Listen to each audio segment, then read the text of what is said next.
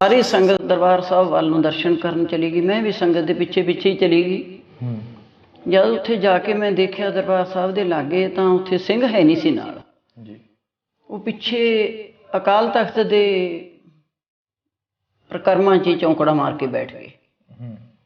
ਮੈਂ ਇੱਥੋਂ ਵੇਖ ਕੇ ਪਿੱਛੇ ਮੁੜੀ, ਕਿਉਂ ਇੱਕ ਐਂ ਵੀ ਸੀ ਹੈ ਵੀ ਅਜੇ ਇੱਥੇ ਪਤਾ ਨਹੀਂ ਵੀ ਕਿਹਨੂੰ ਚੁੱਕ ਕੇ ਮਾਰ ਦੇਣਗੇ ਜਾਂ ਕਿਹਨੂੰ ਚੁੱਕ ਕੇ ਅੰਦਰ ਸੁੱਟ ਦੇਣਗੇ।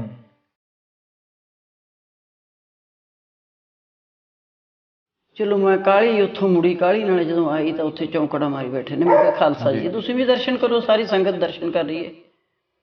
ਤਾਂ ਉਹ ਅੱਖਾਂ 'ਚੋਂ ਹੰਝੂ ਸੁੱਟ ਕੇ ਕਹਿਣ ਲੱਗੇ, ਰੋਂਦੇ ਤਾਂ ਪਹਿਲਾਂ ਹੀ ਸੀ ਵੀ ਕਾਹਦੇ ਦਰਸ਼ਨ ਕਰੀਏ, ਸਿੰਘਣੀ ਪਿਓ ਦੇ ਸੀਨੇ 'ਚ ਗੋਲੀਆਂ ਵੱਜੀਆਂ ਦੇ।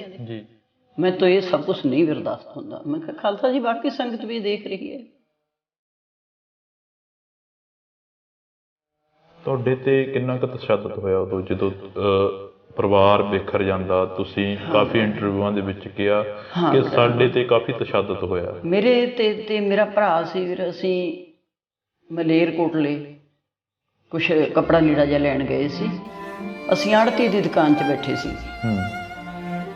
ਬਸ ਬੇਟਾ ਉੱਥੇ ਜਦੋਂ ਮੈਂ ਮੁਸ਼ਕਾਂ ਦੇ ਕੇ ਪਿੱਛੇ ਸਾਡੇ ਅੱਖਾਂ ਬੰਨੀਆਂ ਹੋਈਆਂ, ਤੇ ਜਦੋਂ ਮੇਰੀਆਂ ਅੱਖਾਂ ਖੋਲੀਆਂ ਉਹਨਾਂ ਨੇ, ਜਦੋਂ ਮੈਂ ਦੇਖਿਆ ਠਾਣਾ ਡੇਲੋਂ। ਚੱਲ ਉੱਥੇ ਬੇਟਾ ਸਾਨੂੰ ਰੱਖਿਆ ਉਹਨਾਂ ਨੇ 22 ਦਿਨ। ਇੰਨਾ ਅੰਨਾ ਘੋਰ ਤਸ਼ੱਦਦ ਸਾਡੇ ਤੇ ਹੁੰਦਾ ਰਿਹਾ ਵੀ ਦੱਸਦਿਆਂ ਨੂੰ ਵੀ ਸ਼ਰਮ ਆਉਂਦੀ।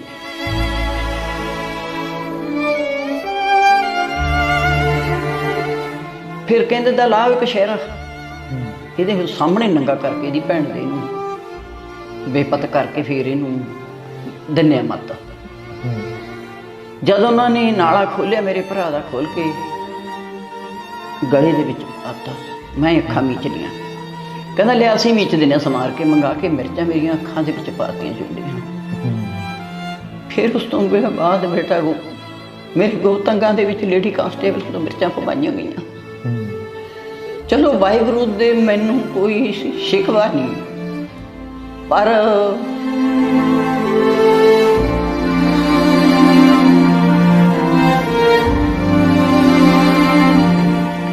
ਜਿਹੜਾ ਜ਼ਾਲਮਾਂ ਨੇ ਕੀਤਾ, ਤੁਸੀਂ ਐਂ ਦੱਸੋ ਵੀ 14 ਸਾਲ ਦੇ, 15 ਸਾਲ ਦੇ, 18-19 ਸਾਲ ਦੇ ਬੱਚੇ ਕਿਹੜੀ ਮੂਵਮੈਂਟ ਦੇ ਵਿੱਚ ਸ਼ਾਮਲ ਤੇ, ਜਿਹੜੇ ਇਹਨਾਂ ਨੇ ਜਿਨ੍ਹਾਂ ਤੇ ਇਹਨਾਂ ਨੇ ਇੰਨਾ ਤਸ਼ੱਦਦ ਕਰ ਕਰਕੇ ਮਾਰੇ।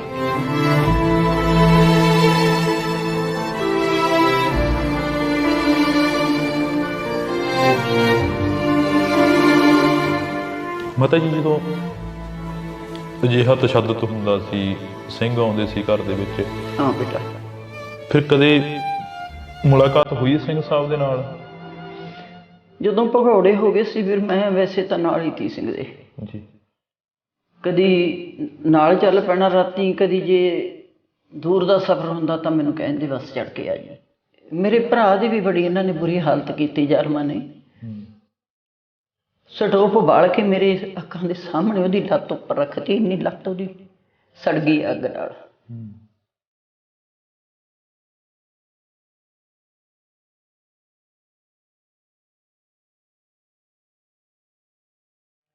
ਅਜੇ ਵੀ ਕਿੰਨੇ ਸਾਲ ਹੋ ਗਏ, 30 ਸਾਲ ਹੋ ਗਏ ਨੇ, ਸਾਰੀ ਲੱਤ ਕਾਲੀ ਹੈ ਇੱਥੇ ਤੱਕ। ਫਿਰ ਤੋੜਤੀ ਲੱਤ, ਉਹ ਕੁੱਟ ਕੇ ਤੋੜੀ ਹੋਈ ਲੱਤ। ਪਲਸਤਰ ਲੱਗਿਆ ਹੋਇਆ ਸੀ ਉਦੋਂ, ਜਦੋਂ ਸਾਨੂੰ ਛੁਡਾ ਕੇ ਲਿਆਏ ਨੇ ਉਸ ਤੋਂ ਬਾਅਦ। ਤੇ ਇੱਥੋਂ ਤੇ ਲਾ ਕੇ ਇੱਥੇ ਤੱਕ ਟੰਕੇ ਮੇਰੇ ਭਰਾ ਦੇ 6 ਨਾੜਾਂ ਖੂਨ ਕ੍ਰੋਸ ਕਰਨ ਵਾਲੀਆਂ ਤੋੜਤੀਆਂ ਇਹਨਾਂ ਨੇ, ਕੱਲੇ ਕੱਲੇ ਹੋ। ਕੋਈ ਗਿਲਾ ਹੈ ਜਿਹੜਾ ਐਡਾ ਵੱਡਾ ਸੰਘਰਸ਼ ਲੜਿਆ? ਗਿਲਾ ਕਿਹਦੇ ਨਾਲ ਕਰੀਏ ਬੇਟਾ, ਫਿਰ ਵੀ ਗਿਲਾ ਕਰੀਏ? ਕੌਮ ਨੇ ਤਾਂ ਕਦੀ ਸਾਰ ਨਹੀਂ ਲਈ ਬੇਟਾ ਸਾਡੀ। ਬਸ ਕੌਣ ਹੈ ਕੌਮ ਦਾ ਮੈਨੂੰ ਪਤਾ ਨਹੀਂ ਲੱਗਦਾ ਵੀ ਕਿਹਦੇ ਕੋਲੇ ਫਰਿਆਦ ਕਰੀਏ। ਜਦ 30 ਸਾਲਾਂ ਵਿੱਚ ਦੀ ਆ ਕੇ ਸਾਨੂੰ ਅੱਜ ਤੱਕ ਨਹੀਂ ਕਿਸੇ ਨੇ ਪੁੱਛਿਆ ਵੀ ਤੁਸੀਂ ਮਰ ਗਏ ਜਾਂ ਜਿੰਦਾ ਹੈਗੇ।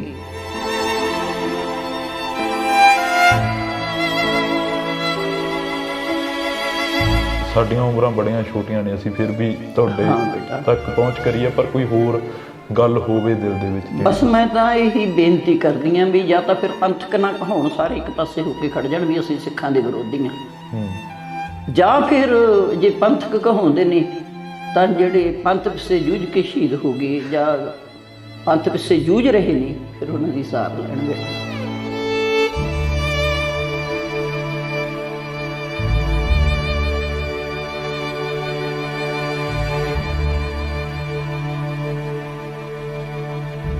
ਸੋ ਪੰਜਾਬ ਪੰਜਾਬੀਅਤ ਨੂੰ ਪਿਆਰ ਕਰਨ ਵਾਲੇ ਸਾਰੇ ਦਰਸ਼ਕਾਂ ਦਾ ਮੈਂ ਹਰਜਿੰਦਰ ਸਿੰਘ ਢਿੱਲੋਂ ਨਿੱਘਾ ਸਵਾਗਤ ਕਰਦਾ। ਤਾਂ ਜਦੋਂ ਅਸੀਂ ਪੰਜਾਬ ਦੇ ਉਹਨਾਂ ਪਲਾਂ 'ਤੇ ਜਾਂ ਉਸ ਦੌਰ 'ਤੇ ਝਾਤੀ ਮਾਰਦੇ ਹਾਂ ਜਿਹੜਾ ਦੌਰ ਇੱਕ ਪੰਜਾਬ ਨੇ ਆਪਣੇ ਪਿੰਡੇ 'ਤੇ ਹੰਢਾਇਆ, ਪੰਜਾਬ ਦੇ ਪੁੱਤਾਂ ਨੂੰ ਘਰਾਂ 'ਚੋਂ ਚੁੱਕ ਕੇ ਮਾਰਿਆ ਗਿਆ, ਪੰਜਾਬ ਦੇ ਨਾਲ ਜੋ ਕੁਝ ਵਾਪਰਿਆ, ਪੰਜਾਬ ਦੇ ਨਾਲ ਜੋ ਕੁਝ ਵਾਪਰਿਆ ਉਹ ਹਾਲਾਤ ਨੇ ਜਿਹੜੇ ਉਹ ਬਿਆਨ ਨਹੀਂ ਕੀਤੇ ਜਾ ਸਕਦੇ। ਜੀ ਹਾਂ, ਮੈਂ ਗੱਲ ਕਰ ਰਿਹਾ ਜੂਨ 1984 ਤੋਂ ਬਾਅਦ ਜੋ ਸੰਘਰਸ਼ ਪੰਜਾਬ ਨੇ ਵਿੱਢਿਆ, ਪੰਜਾਬ ਨੇ ਆਪਣੇ ਹੱਕਾਂ ਦੀ ਗੱਲ ਕਰੀ। ਬੇਸ਼ੱਕ ਉਹ ਹਥਿਆਰਬੰਦ ਸੰਘਰਸ਼ ਸੀ, ਬੇਸ਼ੱਕ ਉਹ ਪੰਜਾਬ ਦੇ ਉਹਨਾਂ ਘਰਾਂ ਦੇ ਵਿੱਚੋਂ ਉੱਠੇ ਪੁੱਤਾਂ ਦੀ ਗੱਲ ਕਰ ਲਈਏ। ਤਾਂ ਸਾਡੇ ਨਾਲ ਅੱਜ ਅਸੀਂ ਪਿੰਡ ਕੁੰਬੜਵਾਲ, ਜ਼ਿਲ੍ਹਾ ਬਰਨਾਲਾ ਦੇ ਲਾਗੇ ਪੈ ਜਾਂਦਾ ਹੈ ਪਿੰਡ, ਤਾਂ ਉੱਥੇ ਬੈਠੇ ਹਾਂ। ਤਾਂ ਮਾਤਾ ਭੁਪਿੰਦਰ ਕੌਰ ਜੀ ਸਾਡੇ ਨਾਲ ਨੇ। ਤਾਂ ਇੱਥੋਂ ਦੇ ਜਿਹੜੇ ਕਿ ਕੌਰ ਸਿੰਘ ਕੁੰਬੜਵਾਲ ਕਾਫੀ ਚੜ੍ਹਦੀ ਕਲਾ ਵਾਲੇ ਸਿੰਘ ਹੋਏ ਨੇ। ਤਾਂ ਅਸੀਂ ਉਹਨਾਂ ਦੇ ਗ੍ਰਹਿ ਵਿਖੇ ਬੈਠੇ ਹਾਂ, ਅੱਜ ਉਹਨਾਂ ਦੇ ਪਿੰਡ ਬੈਠੇ ਹਾਂ, ਘਰ ਦੇ ਵਿੱਚ ਮੌਜੂਦ ਹਾਂ। ਤਾਂ ਅਸੀਂ ਮੁਲਾਕਾਤ ਕਰਨ ਦੇ ਲਈ ਪਹੁੰਚੇ ਹਾਂ ਇੱਥੇ, ਇੱਕ ਵਿਸ਼ੇਸ਼ ਤੇ ਜਿਹੜੀ ਕਿ ਖਾਸ ਮੁਲਾਕਾਤ ਆ, ਕਿਉਂਕਿ ਕੌਮ ਦਾ ਦਰਦ ਵੀ ਹੈ ਇਸ ਮੁਲਾਕਾਤ ਦੇ ਵਿੱਚ। ਅਸੀਂ ਤੁਹਾਡੇ ਰੂਬਰੂ ਕਰਦੇ ਹਾਂ। ਪਹਿਲਾਂ ਮਾਤਾ ਭੁਪਿੰਦਰ ਕੌਰ ਜੀ ਦਾ ਸਵਾਗਤ ਕਰਾਂਗੇ ਜੀ। ਵਾਹਿਗੁਰੂ ਜੀ ਕਾ ਖਾਲਸਾ, ਵਾਹਿਗੁਰੂ ਜੀ ਕੀ ਫਤਿਹ। ਬੇਟਾ ਮਾਤਾ ਜੀ, ਜਿਵੇਂ ਮੈਂ ਦੱਸਿਆ ਕਿ ਕਾਫੀ ਪੰਜਾਬ ਨੇ ਸੰਤਾਪ ਹੰਢਾਇਆ, ਸੰਘਰਸ਼ ਵਿੱਢਿਆ ਗਿਆ। ਹਾਂ ਬੇਟਾ, ਕੀ ਰੀਜਨ ਕੀ ਬਣਦਾ ਇਹਨਾਂ ਦਾ ਉਸ ਸੰਘਰਸ਼ ਦੇ ਵਿੱਚ ਕੁੱਦਣਾ, ਕੌਰ ਸਿੰਘ ਕੁੰਬੜਵਾਲ ਜੀ ਹੋਰਾਂ ਦਾ, ਜਾਂ ਮਤਲਬ ਉਧਰਲੇ ਵਾਲੇ ਪਾਸੇ ਨੂੰ ਜਾਣਾ? ਵੈਸੇ ਤਾਂ ਬੇਟਾ ਸਾਡਾ ਪਰਿਵਾਰ ਪਹਿਲਾਂ ਤੋਂ ਲਾ ਕੇ ਗੁਰਸਿੱਖ ਤੀ, ਕਾਫੀ ਜੀ ਬੱਚਿਆਂ ਤੋਂ ਲਾ ਕੇ। 3 ਬੇਟੇ ਸੀ ਮੇਰੇ, ਤੇ ਸਾਡਾ 5 ਜੀਆਂ ਦਾ ਅੰਮ੍ਰਿਤ ਛਕਿਆ ਹੋਇਆ ਸੀ ਪਰਿਵਾਰ ਨੇ। ਜਦੋਂ ਦਰਬਾਰ ਸਾਹਿਬ 'ਚ 84 'ਤੇ ਅਟੈਕ ਹੋਇਆ ਬੇਟਾ, ਉਸ ਅਟੈਕ ਦੇ ਬਾਅਦ ਅਸੀਂ ਉੱਥੇ ਦਰਸ਼ਨ ਕਰਨ ਗਏ, ਕਿਉਂ ਸਾਰੀ ਸਿੱਖ ਕੌਮ ਦੇ ਹੀ ਹਿਰਦੇ ਬਲੁੰਦਰੇ ਗਏ ਤੇ। ਸਿੱਖ ਸੀ ਚਾਹੇ ਕੋਈ ਹਿੰਦੂ ਸੀ ਜਿਹੜਾ ਅਸਲੀ ਧਰਮ ਨੂੰ ਮੰਨਦਾ ਹੈ ਆਪਣੇ ਨੂੰ, ਤੇ ਸਾਰਿਆਂ ਨੇ ਉਸ ਗੱਲ ਦਾ ਅਫਸੋਸ ਜਤਾਇਆ। ਪਰ ਸਾਡੀਆਂ ਜੋ ਇਹ ਸਰਕਾਰਾਂ ਨੇ, ਇਹ ਘੱਟ ਗਿਣਤੀਆਂ 'ਤੇ ਬਹੁਤ ਜ਼ੁਲਮ ਕਰਦੀਆਂ ਨੇ, ਉਹਨਾਂ ਨੂੰ ਦਬਾਉਣਾ ਚਾਹੁੰਦੀਆਂ ਨੇ ਹਰ ਪੱਖੋਂ, ਵੀ ਆਪਦੇ ਧਰਮ ਦੇ ਵਿੱਚ ਵੀ ਪਰਪੱਕ ਨਾ ਹੋ ਜਾਣ, ਜਾਏ ਕਿਸੇ ਲੋਟ ਸਿਰ ਨਾ ਚੁੱਕਣ ਜੀ। ਉੱਥੇ ਬੇਟਾ ਜਦੋਂ ਅਸੀਂ ਦਰਸ਼ਨ ਕਰਨ ਗਏ ਤਾਂ ਬੜੀ ਕਾਫੀ ਸੰਗਤ ਸੀ, ਅਸੀਂ ਇੱਕ ਟਰੱਕ ਭਰ ਕੇ ਲੈ ਕੇ ਗਏ ਦਰਸ਼ਨ ਕਰਨ। ਪਹਿਲੋਂ ਵੀ ਜਾਂਦੇ ਰਹਿੰਦੇ ਸੀ, ਪਰ ਜਿਹੜਾ ਉਹ ਦੌਰ ਸੀ ਉਹਦੇ ਵਿੱਚ ਜਾਣ ਕੁਛ, ਦਰਦ ਕੁਛ ਹੋਰ ਸੀ। ਤੇ ਬਾਕੀ ਸੰਗਤ ਜਿਹੜੀ ਨੇ ਨਹੀਂ ਕੋਈ ਇਤਿਹਾਸ ਨਹੀਂ ਪੜ੍ਹਿਆ ਜਾਂ ਕੋਈ ਅੰਮ੍ਰਿਤ ਨਹੀਂ ਛਕਿਆ, ਉਹਨਾਂ ਨੂੰ ਤਾਂ ਇਹ ਹੁੰਦਾ। ਬਾਕੀ ਸੰਗਤ ਘਰ ਬੀਬੀਆਂ ਹੁੰਦੀਆਂ ਨੇ, ਸਿੰਘ ਵੀ, ਤੇ ਨਾਲ ਇੱਥੇ ਵੀ ਗੋਲੀ ਮਾਰੀ ਹੈ, ਇੱਥੇ ਵੀ ਗੋਲੀ ਮਾਰੀ ਹੈ, ਇੱਦਾਂ ਗੋਲੀਆਂ ਗਿਣਦੇ ਫਿਰਨ ਉਹ। ਪਰ ਜੋ ਸਾਡੇ ਪਰਿਵਾਰ ਦਾ ਗੁਰਸਿੱਖੀ ਨਾਲ ਨਾਤਾ ਜੁੜਿਆ ਹੋਇਆ ਸੀ, ਉਹ ਕੁਛ ਹੋਰ ਸੀ। ਸਾਰੀ ਸੰਗਤ ਦਰਬਾਰ ਸਾਹਿਬ ਵੱਲ ਨੂੰ ਦਰਸ਼ਨ ਕਰਨ ਚਲੀ ਗਈ, ਮੈਂ ਵੀ ਸੰਗਤ ਦੇ ਪਿੱਛੇ ਪਿੱਛੇ ਹੀ ਚਲੀ ਗਈ। ਜਦ ਉੱਥੇ ਜਾ ਕੇ ਮੈਂ ਦੇਖਿਆ ਦਰਬਾਰ ਸਾਹਿਬ ਦੇ ਲਾਗੇ, ਤਾਂ ਉੱਥੇ ਸਿੰਘ ਹੈ ਨਹੀਂ ਸੀ ਨਾਲ ਜੀ। ਉਹ ਪਿੱਛੇ ਅਕਾਲ ਤਖਤ ਦੇ ਪ੍ਰਕਰਮਾਂ 'ਚ ਚੌਂਕੜਾ ਮਾਰ ਕੇ ਬੈਠ ਗਏ। ਮੈਂ ਇੱਥੋਂ ਵੇਖ ਕੇ ਪਿੱਛੇ ਮੁੜੀ, ਕਿਉਂ ਇੱਕ ਐਂ ਵੀ ਸੀ ਹੈ ਵੀ ਅਜੇ ਇੱਥੇ ਪਤਾ ਨਹੀਂ ਵੀ ਕਿਹਨੂੰ ਚੁੱਕ ਕੇ ਮਾਰ ਦੇਣਗੇ ਜਾਂ ਕਿਹਨੂੰ ਚੁੱਕ ਕੇ ਅੰਦਰ ਸੁੱਟ ਦੇਣਗੇ। ਚਲੋ ਮੈਂ ਕਾਹਲੀ ਉੱਥੋਂ ਮੁੜੀ, ਕਾਹਲੀ ਨਾਲ ਜਦੋਂ ਆਈ ਤਾਂ ਉੱਥੇ ਚੌਂਕੜਾ ਮਾਰੀ ਬੈਠੇ ਨੇ। ਮੈਂ ਕਿਹਾ ਖਾਲਸਾ ਜੀ ਤੁਸੀਂ ਵੀ ਦਰਸ਼ਨ ਕਰੋ, ਸਾਰੀ ਸੰਗਤ ਦਰਸ਼ਨ ਕਰ ਰਹੀ ਹੈ। ਤਾਂ ਉਹ ਅੱਖਾਂ 'ਚੋਂ ਹੰਝੂ ਸਿੱਟ ਕੇ ਕਹਿਣ ਲੱਗੇ, ਰੋਂਦੇ ਤਾਂ ਪਹਿਲਾਂ ਹੀ ਸੀ ਵੀ ਕਾਹਦੇ ਦਰਸ਼ਨ ਕਰੀਏ, ਸਿੰਘਣੀ ਪਿਓ ਦੇ ਸੀਨੇ 'ਚ ਗੋਲੀਆਂ ਵੱਜੀਆਂ ਦੇ ਜੀ, ਮੈਂ ਤਾਂ ਇਹ ਸਭ ਕੁਛ ਨਹੀਂ ਬਰਦਾਸ਼ਤ ਹੁੰਦਾ। ਮੈਂ ਕਿਹਾ ਖਾਲਸਾ ਜੀ ਬਾਕੀ ਸੰਗਤ ਵੀ ਦੇਖ ਰਹੀ ਹੈ, ਉੱਠੋ ਤੁਸੀਂ। ਚਲੋ ਮੈਂ ਉਹਨਾਂ ਨੂੰ ਕਿਹਾ ਤਾਂ ਉੱਠ ਕੇ ਉਹ ਮੇਰੇ ਨਾਲ ਚੱਲ ਪਏ। ਉਹ ਅੱਗੇ ਚੱਲ ਪਏ, ਮੈਂ ਉਹਨਾਂ ਦੇ ਪਿੱਛੇ ਦਰਬਾਰ ਸਾਹਿਬ 'ਚ ਆਏ। ਦੇਖਦੇ 4 ਛਪੇਰੇ ਵੀ, ਇੱਥੇ ਕੀ ਹੋਇਆ, ਇੱਥੇ ਆਹ ਹੋਇਆ, ਇੱਥੇ ਆਹ ਹੋਇਆ। ਬੜਾ ਜਾਣੀ ਮਨ ਨੂੰ ਠੇਸ ਪਹੁੰਚੀ ਬਹੁਤ ਜ਼ਿਆਦਾ। ਉੱਥੇ ਸੰਗਤ ਦਰਸ਼ਨ ਕਰਕੇ ਪਿੱਛੇ ਨੂੰ ਮੁੜੀ ਆਉਂਦੀ ਹੈ ਤੇ ਅਸੀਂ ਜਾਂਦੇ ਹਾਂ। ਉੱਥੇ ਕਹਿਣ ਲੱਗੇ ਵੀ ਸਿੰਘਣੀ ਅਰਦਾਸ ਕਰਨੀ ਹੈ। ਮੈਂ ਕਿਹਾ ਖਾਲਸਾ ਜੀ ਹਾਂ ਕਹਿੰਦੇ ਗੁਪਤ ਅਰਦਾਸ ਕਰਨੀ ਹੈ, ਆਪੋ ਆਪਣੇ ਮਨ ਦੇ ਜੋ ਬਲਬਲੇ ਨੇ ਅਰਦਾਸ ਕਰ ਦਿਓ। ਬੱਚਿਆਂ ਨੇ ਵੀ ਕੀਤੀ, ਮੈਂ ਵੀ ਕੀਤੀ। ਮੈਂ ਅਰਦਾਸ ਕੀਤੀ, ਮਹਾਰਾਜ ਸੱਚੇ ਪਾਤਸ਼ਾਹ ਮੇਰੀ ਸਿੱਖੀ ਹੈ ਜੋ ਕੇਸਾਂ ਸਵਾਸਾਂ ਨਾਲ ਨਿਭਜੇ, ਅੰਗ ਸੰਗ ਰਹਿਣਾ ਵਾਹਿਗੁਰੂ। ਤੇ ਸਿੰਘ ਨੇ ਅਰਦਾਸ ਕੀਤੀ, ਸਾਰਿਆਂ ਨੂੰ ਘਰ ਆ ਕੇ ਪੁੱਛਣ ਲੱਗੇ। ਮੈਨੂੰ ਕਹਿੰਦੇ ਸਿੰਘ ਨੇ ਪਹਿਲਾਂ ਤੂੰ ਦੱਸ ਵੀ ਕੀ ਅਰਦਾਸ ਕੀਤੀ ਹੈ। ਮੈਂ ਕਿਹਾ ਖਾਲਸਾ ਜੀ ਤੁਸੀਂ ਦੱਸੋ। ਕਹਿੰਦੇ ਵੀ ਨਹੀਂ ਤੂੰ ਦੱਸ ਪਹਿਲਾਂ ਕੀ ਅਰਦਾਸ ਕਰੀਏ ਗੁਰੂ ਦੇ ਚਰਨਾਂ 'ਚ। ਮੈਂ ਕਿਹਾ ਵੀ ਮੈਂ ਤਾਂ ਇਹ ਅਰਦਾਸ ਕੀਤੀ ਮਹਾਰਾਜ ਸੱਚੇ ਪਾਤਸ਼ਾਹ ਵੀ ਸਿਰ 'ਤੇ ਮਿਹਰ ਭਰਿਆ ਹੱਥ ਰੱਖੀ, ਮੇਰੀ ਸਿੱਖੀ ਕੇਸਾਂ ਸਵਾਸਾਂ ਦੇ ਨਾਲ ਨਿਭਜੇ। ਕਹਿੰਦੇ ਵਧੀਆ ਹੋਇਆ, ਖੈਰ ਤੁਸੀਂ ਵੀ ਵਧੀਆ ਅਰਦਾਸ ਕੀਤੀ ਹੈ, ਪਰ ਮੈਂ ਤਾਂ ਸਿੰਘਣੀ ਕੁਛ ਵਾਹਿਗੁਰੂ ਨੂੰ ਹੋਰ ਹੀ ਕਹਿ ਆਇਆ। ਮੈਂ ਕਿਹਾ ਕੀ ਕਿਹਾ ਤੁਸੀਂ? ਕਹਿੰਦੇ ਮੈਂ ਤਾਂ ਮਹਾਰਾਜ ਸੱਚੇ ਪਾਤਸ਼ਾਹ ਦੇ ਚਰਨਾਂ 'ਚ ਅਰਦਾਸ ਕੀਤੀ ਹੈ ਵੀ ਸਤਿਗੁਰੂ ਮੇਰੇ ਤੋਂ ਆ ਤੁਹਾਡੇ ਸੀਨੇ ਦੇ ਵਿੱਚ ਗੋਲੀਆਂ ਲੱਗੀਆਂ ਬਰਦਾਸ਼ਤ ਨਹੀਂ ਹੁੰਦੀਆਂ, ਜਦੋਂ ਵੀ ਮੈਂ ਤੁਹਾਡੇ ਚਰਨਾਂ 'ਚ ਆਵਾਂ ਤਾਂ ਤੁਹਾਡੇ ਦਰਦ ਦਾ ਬਦਲਾ ਲੈ ਕੇ ਆਵਾਂ। ਗੋਲੀਆਂ ਮੇਰੇ ਸੀਨੇ 'ਚ ਵੱਜਣ, ਮੇਰੇ ਪਿੱਠ 'ਚ ਵੀ ਨਾ ਵੱਜਣ, ਕੋਈ ਕਹੇ ਵੀ ਭੱਜੇ ਜਾਂਦੇ ਦੇ ਪੁਲਿਸ ਨੇ ਗੋਲੀ ਮਾਰੀ। ਬਸ ਬੇਟਾ ਘਰੇ ਆ ਗਏ। ਉਸ ਤੋਂ ਬਾਅਦ ਸਿੰਘਾਂ ਦਾ ਆਉਣਾ ਜਾਣਾ ਸ਼ੁਰੂ ਹੋ ਗਿਆ, ਪ੍ਰਸ਼ਾਦਾ ਪਾਣੀ ਛਕਣਾ। ਉਸ ਤੋਂ ਬਾਅਦ ਸਾਡੇ ਨਗਰ ਦੇ ਵਿੱਚ ਗੁਰੂ ਘਰ ਨਹੀਂ ਸੀ। ਇੱਕ ਇੱਧਰ ਰਮਦਾਸ ਭਗਤ ਦਾ ਹੈਗਾ ਸੀ, ਛੋਟਾ ਜਿਹਾ ਦਰਬਾਰ ਸਾਹਿਬ ਬਣਿਆ ਹੋਇਆ, ਬਾਕੀ ਹੈ ਨਹੀਂ ਸੀ। ਉੱਥੇ ਇੱਕ ਕਮਰਾ ਜਿਹਾ ਸੀ ਐਡਾ ਕੁ, ਉਹਦੇ ਵਿੱਚ 3 ਕੁ ਖਣਾਂ ਦਾ ਗੁਰੂ ਮਹਾਰਾਜ ਪ੍ਰਕਾਸ਼ ਕਰੇ ਹੁੰਦੇ, ਉੱਤੇ ਚੋਏ ਪਈ ਜਾਂਦੇ।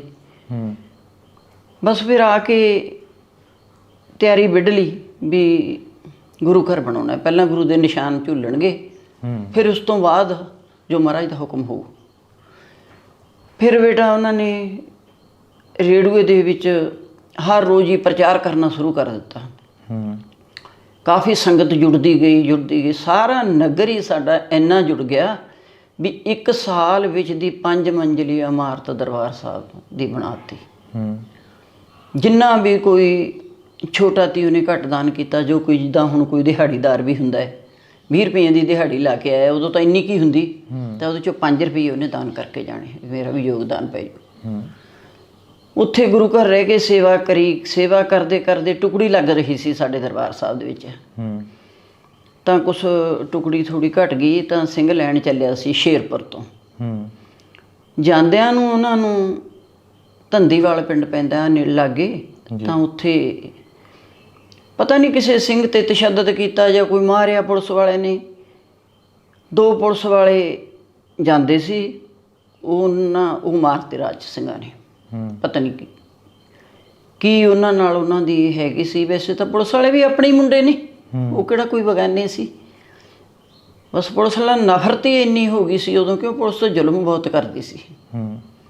ਉੱਥੇ ਪਤਾ ਹੀ ਨਹੀਂ ਸੀ ਲੱਗਦਾ ਵੀ ਕਿਹੜਾ ਚੰਗਾ ਕਿਹੜਾ ਮਾੜਾ। ਤੁਸੀਂ ਕਿਹਾ ਕਿ ਪੁਲਿਸ ਜ਼ੁਲਮ ਬਹੁਤ ਕਰਦੀ ਸੀ, ਤੁਹਾਨੂੰ ਵੀ ਕਾਫੀ ਜ਼ੁਲਮ ਦਾ ਸਾਹਮਣਾ ਕਰਨਾ ਪਿਆ, ਤੁਹਾਡੇ ਤੇ ਵੀ ਕਾਫੀ? ਹਾਂ ਬੇਟਾ ਮੇਰੇ ਤੇ ਤਾਂ ਬਹੁਤ ਭਾਰੀ ਜ਼ੁਲਮ ਹੋਇਆ ਉਹਨਾਂ ਨੇ ਸਾਨੂੰ। ਮੇਰਾ ਭਰਾ ਸੀ, ਪਹਿਲੋਂ ਇਹ ਗੱਲ ਸੁਣੋ, ਉੱਥੋਂ ਚੁੱਕ ਕੇ ਜਦੋਂ ਉਹ ਮਾਰਤੇ ਪੁਲਿਸ ਵਾਲੇ, ਉਹਨਾਂ ਨੂੰ ਚੁੱਕ ਕੇ ਸਿੰਘ ਉਸੇ ਬੱਸ ਵਿੱਚ ਜਾ ਰਿਹਾ ਸੀ।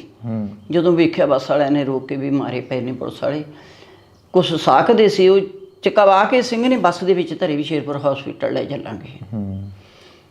ਤੇ ਜਦੋਂ ਮੂਲ ਵਾਲਾ ਸਾਹਿਬ ਗਏ ਤਾਂ ਇੱਕ ਸਿੰਘ ਨੇ ਉਹਨੂੰ ਕਿਹਾ ਵੀ ਬਾਬਾ ਜੀ ਤੁਸੀਂ ਪਰੇ ਟਲ ਜਾਓ।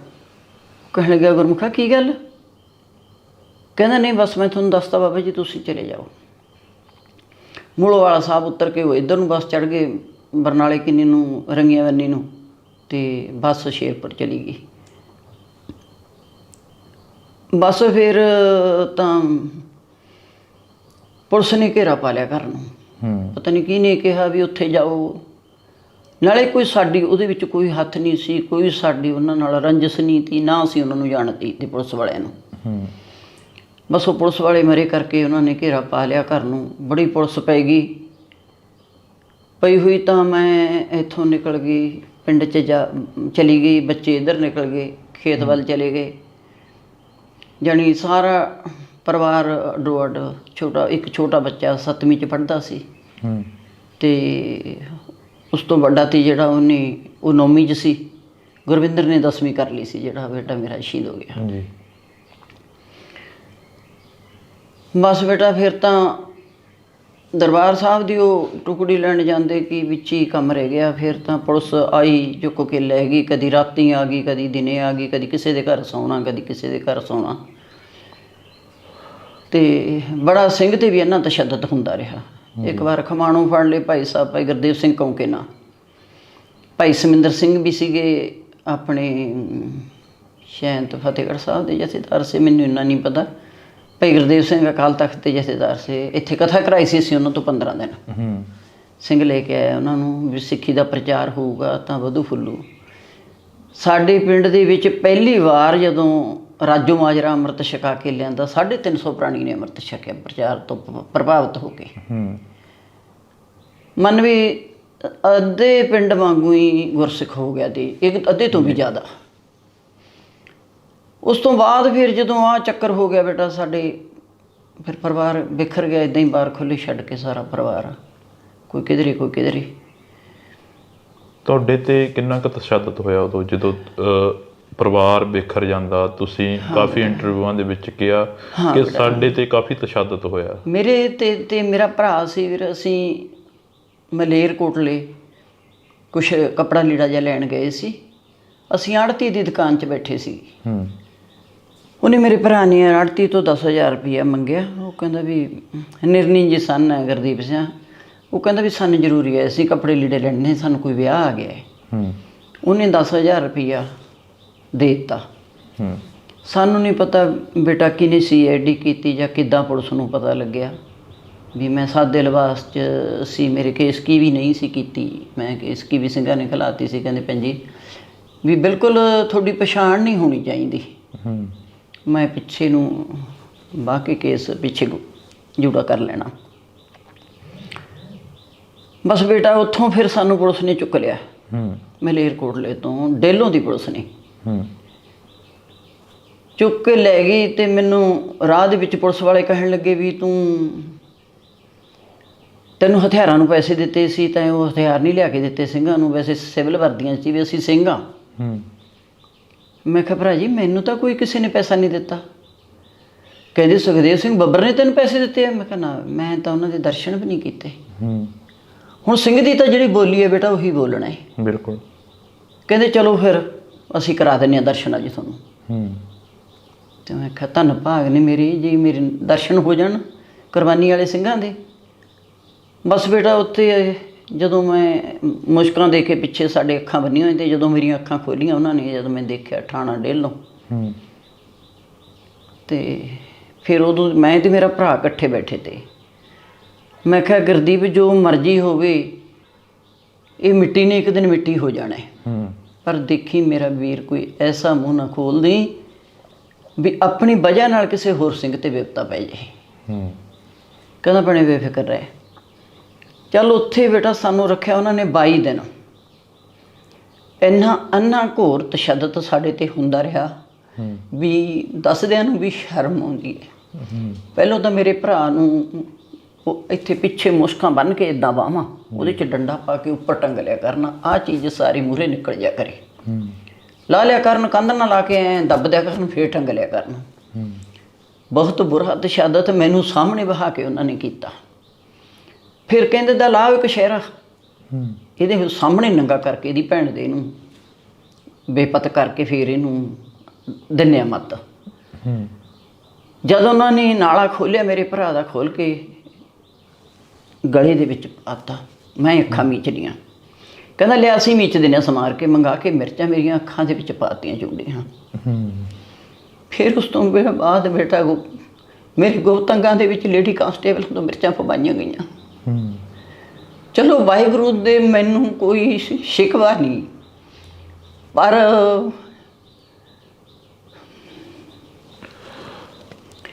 ਜਿਹੜਾ ਜ਼ਾਲਮਾਂ ਨੇ ਕੀਤਾ, ਤੁਸੀਂ ਐਂ ਦੱਸੋ ਵੀ 14 ਸਾਲ ਦੇ, 15 ਸਾਲ ਦੇ, 18-19 ਸਾਲ ਦੇ ਬੱਚੇ ਕਿਹੜੀ ਮੂਵਮੈਂਟ ਦੇ ਵਿੱਚ ਸ਼ਾਮਲ ਤੇ ਜਿਨ੍ਹਾਂ 'ਤੇ ਇਹਨਾਂ ਨੇ ਇੰਨਾ ਤਸ਼ੱਦਦ ਕਰ ਕਰਕੇ ਮਾਰੇ। ਚਲੋ ਮੈਂ ਤਾਂ ਕਹਿੰਦੀ ਹਾਂ ਵੀ ਸਾਡੇ ਤਾਂ ਸਿੰਘ ਭਗੌੜੇ ਹੋ ਗਏ ਸੀ। ਬਸ ਉਸ ਤੋਂ ਬਾਅਦ ਫਿਰ ਸਿੰਘ ਹੱਥ ਨਹੀਂ ਆਇਆ, ਸਿੰਘ ਨੇ ਪੁਲਿਸ ਦੇ ਹੱਥ ਨਹੀਂ ਆਉਣਾ, ਕਹਿੰਦਾ ਮਰਨਾ ਮਨਜ਼ੂਰ ਹੈ। ਸੋ ਇਹ ਕਹਾਣੀ ਆ ਜਿਹੜੀ ਅਸੀਂ ਤੁਹਾਡੇ ਨਾਲ ਸਾਂਝੀ ਕਰ ਰਹੇ ਹਾਂ ਅੱਜ, ਕਾਫੀ ਵੱਡਾ ਜਿਗਰਾ ਕਰਕੇ ਇੱਥੇ ਬੈਠੇ ਆ। ਜਦੋਂ ਗੱਲਾਂ ਸੁਣ ਰਹੇ ਆ ਤਾਂ ਦਿਲ ਰੋ ਰਿਹਾ ਗਾ ਕਿ ਕੀ ਪੰਜਾਬ ਦੇ ਜੰਮੇ ਜਾਇਆਂ ਨੂੰ ਨਿੱਤ ਮੁਹਿੰਮਾਂ, ਕੀ ਪੰਜਾਬ ਦੇ ਉਹਨਾਂ ਲੋਕਾਂ ਦੇ ਉੱਪਰ ਤਸ਼ੱਦਦ ਕਿਉਂ ਹੋਇਆ। ਅਸੀਂ ਅੱਜ ਇਹ ਕਹਾਣੀ ਜਿਹੜੀ ਕਿ ਤੁਹਾਡੇ ਨਾਲ ਸਾਂਝੀ ਕਰ ਰਹੇ ਹਾਂ, ਜਿਹੜੇ ਅੱਜ ਵੀ ਬੜੇ ਵਾਰ ਚੀਕਦੇ ਨੇ, ਬੜਾ ਰੌਲਾ ਪਾਉਂਦੇ ਨੇ ਕਿ ਪੰਜਾਬ ਖੱਪ ਗਿਆ, ਪੰਜਾਬ ਮਰ ਗਿਆ, ਪਰ ਪੰਜਾਬ ਨੂੰ ਖਪਾਉਣ ਵਾਲੇ, ਪੰਜਾਬ ਨੂੰ ਮਾਰਨ ਵਾਲੇ ਕੌਣ ਲੋਕ ਸਨ, ਉਹ ਅੱਜ ਇਹਨਾਂ ਦੇ ਨਾਲ ਅਸੀਂ ਤੁਹਾਡੀ ਮੁਲਾਕਾਤ ਕਰਾ ਰਹੇ ਹਾਂ। ਸਾਡੇ ਕੋਲ ਕੋਈ ਸ਼ਬਦ ਨਹੀਂ ਹੈਗੇ, ਇਸੇ ਕਰਕੇ ਅਸੀਂ ਥੋੜ੍ਹਾ ਬਹੁਤਾ ਚੁੱਪ ਕਰਕੇ ਬੈਠੇ ਆਂਗੇ। ਤੁਸੀਂ ਦੇਖ ਸਕਦੇ ਹੋ ਕਿ ਅੱਜ ਕੌਰ ਸਿੰਘ ਕੁੰਬੜਵਾਲ ਦੇ ਅਸੀਂ ਘਰ ਬੈਠੇ ਹਾਂ, ਤਾਂ ਅਜਿਹੇ ਪਤਾ ਨਹੀਂ ਕਿੰਨੇ ਕੁ ਘਰ ਹੋਣੇ ਆ ਜਿਹੜੇ ਘਰਾਂ ਦੇ ਉੱਪਰ ਤਸ਼ੱਦਦ ਹੋਇਆ। ਜਿਵੇਂ ਮੈਂ ਪਹਿਲਾਂ ਹੀ ਦੱਸਿਆ ਸੀ ਕਿ ਜੂਨ 1984 ਤੋਂ ਬਾਅਦ 10 ਸਾਲ ਪੰਜਾਬ ਨੇ ਜੋ ਸੰਤਾਪ ਭੋਗਿਆ, ਉਹ ਸੰਤਾਪ ਬਿਆਨ ਨਹੀਂ ਕੀਤਾ ਜਾ ਸਕਦਾ। ਮਾਤਾ ਜੀ, ਜਦੋਂ ਅਜਿਹਾ ਤਸ਼ੱਦਦ ਹੁੰਦਾ ਸੀ, ਸਿੰਘ ਆਉਂਦੇ ਸੀ ਘਰ ਦੇ ਵਿੱਚ, ਹਾਂ ਬੇਟਾ, ਫਿਰ ਕਦੇ ਮੁਲਾਕਾਤ ਹੋਈ ਸਿੰਘ ਸਾਹਿਬ ਦੇ ਨਾਲ? ਜਦੋਂ ਭਗੌੜੇ ਹੋ ਗਏ ਸੀ ਫਿਰ ਮੈਂ ਵੈਸੇ ਤਾਂ ਨਾਲ ਹੀ ਤੀ ਸਿੰਘ ਦੇ ਜੀ। ਕਦੀ ਨਾਲ ਚੱਲ ਪੈਣਾ ਰਾਤੀ, ਕਦੀ ਜੇ ਦੂਰ ਦਾ ਸਫ਼ਰ ਹੁੰਦਾ ਤਾਂ ਮੈਨੂੰ ਕਹਿੰਦੇ ਬਸ ਚੜ੍ਹ ਕੇ ਆ ਜੀ। ਤੇ ਵੈਸੇ ਤਾਂ ਮੈਂ ਨਾਲ ਹੀ ਰਹੀਆਂ। ਬੱਚੇ ਰਿਸ਼ਤੇਦਾਰੀਆਂ 'ਚ ਛੋਟੇ ਤੇ ਜਿਹੜੇ ਛੱਡ ਰੱਖੇ ਸੀ। ਵੱਡਾ ਬੇਟਾ ਅਸੀਂ ਮਲੇਰਕੋਟਲੇ ਡਾਕਟਰੀ ਦੀ ਦੁਕਾਨ 'ਤੇ ਲਾਤਾ ਵੀ ਚੱਲ ਕੋਈ ਕੰਮ ਸਿੱਖ ਲੂ, ਕਿੱਤਾ ਕਿਤੇ ਬਾਹਰ ਅੰਦਰ ਨਿਕਲ ਕੇ ਦੁਕਾਨ ਕਰ ਲੂ, ਚੱਲ ਆਪਦਾ ਟਾਈਮ ਪਾਸ ਕਰੀ ਜਾਓ। ਬਸ ਉੱਥੋਂ ਪਤਾ ਨਹੀਂ ਕਿੱਦਾਂ ਸਿੰਘਾਂ ਨਾਲ ਸੰਪਰਕ ਹੋਇਆ, ਸਾਨੂੰ ਨਹੀਂ ਇਹ ਗੱਲ ਦਾ ਪਤਾ। ਉੱਥੋਂ ਭਗੌੜਾ ਹੋ ਕੇ 7 ਮਹੀਨੇ ਬਾਅਦ ਸਾਨੂੰ ਬੇਟਾ ਮਿਲਿਆ। ਆਸ ਤਾਂ ਹੈ ਨਹੀਂ ਤੀ ਕੋਈ ਵੀ, ਹੁਣ ਜਿਉਂਦੇ ਜਿਉਂਦੇ ਵੀ ਇੱਕ ਵਾਰ ਮੇਲ ਹੋ ਜੂ ਬੇਟੇ ਨਾਲ ਜਾਂ ਨਹੀਂ। ਵੈਸੇ ਤਾਂ ਸਾਰੇ ਹੀ ਆਪਦੇ ਸੀ। ਫਿਰ ਇਹ ਦੁਨਿਆਵੀ ਦੁਨੀਆ ਦੇ ਵਿੱਚ ਜਦੋਂ ਆਪਾਂ ਹੁੰਦੇ ਹਾਂ, ਥੋੜ੍ਹਾ ਮਾਵਾਂ ਭਾਵੁਕ ਹੋ ਜਾਂਦੀਆਂ ਨੇ ਵੀ ਬੱਚਾ ਨਹੀਂ ਮਿਲਦਾ, ਕੀ ਗੱਲ ਹੈ। 7 ਮਹੀਨਿਆਂ ਬਾਅਦ ਕਿਸੇ ਦੇ ਸ਼ਾਦੀ 'ਤੇ ਸਾਨੂੰ ਪਤਾ ਲੱਗਿਆ ਵੀ ਉਹਨਾਂ ਨੇ ਆਉਣਾ ਹੈ, ਅਤੇ ਮੈਂ ਅਤੇ ਸਿੰਘ ਫਿਰ ਉੱਥੇ ਅਸੀਂ ਚਲੇ ਗਏ, ਨਾਲ ਮੇਰਾ ਭਰਾ ਵੀ ਚਲਿਆ ਗਿਆ। ਫਿਰ ਉੱਥੇ ਸਾਨੂੰ ਰਾਤੀ ਮਿਲੇ ਬੇਟਾ। ਅਤੇ ਮੈਂ ਬੁੱਕਲ ਚੱਲਿਆ, ਪੁੱਤਰ ਤੂੰ ਮੈਨੂੰ ਤਾਂ ਕੁਛ ਦੱਸ ਦਿੰਦਾ। ਮਾਂ ਕਹਿੰਦਾ ਦੱਸ ਕੇ ਕਰਨ ਵਾਲੇ ਕਿਹੜੇ ਕੰਮ ਹੁੰਦੇ ਨੇ, ਜਿਹੜੇ ਪਿਓ ਦੇ ਪੁੱਤਾਂ ਆਪਾਂ, ਉਹਨੇ ਕਿਸੇ ਨੇ ਦੱਸ ਕੇ ਆਪਦੇ ਬੱਚੇ ਨਹੀਂ ਬਾਰੇ। ਵੀ ਜਿਹੜਾ ਪਿਓ ਪੁੱਤ ਕਹਿੰਦਾ ਪਿਓ ਦੀ ਰੀਸ ਨਾ ਕਰੇ, ਫਿਰ ਉਹਨੂੰ ਲੋਕ ਕੁਛ ਹੋਰ ਹੀ ਕਹਿੰਦੇ ਹੁੰਦੇ ਨੇ। ਕੋਈ ਗੱਲ ਨਹੀਂ, ਕੋਈ ਅਫਸੋਸ ਨਾ ਕਰੀ ਮਾਤਾ। ਮੈਂ ਕਿਹਾ ਨਹੀਂ ਅਫਸੋਸ ਨਹੀਂ ਪੁੱਤ। ਮੈਂ ਬੁੱਕੋ 'ਚ ਲਿਆ, ਮੈਂ ਬਾਕੀ ਸਿੰਘਾਂ ਨੂੰ ਫਤਿਹ ਬੁਲਾਤੀ। ਮੈਨੂੰ ਪਰੇ ਕਰਕੇ ਕਹਿੰਦਾ ਮਾਂ, ਮੈਂ ਕਿਹਾ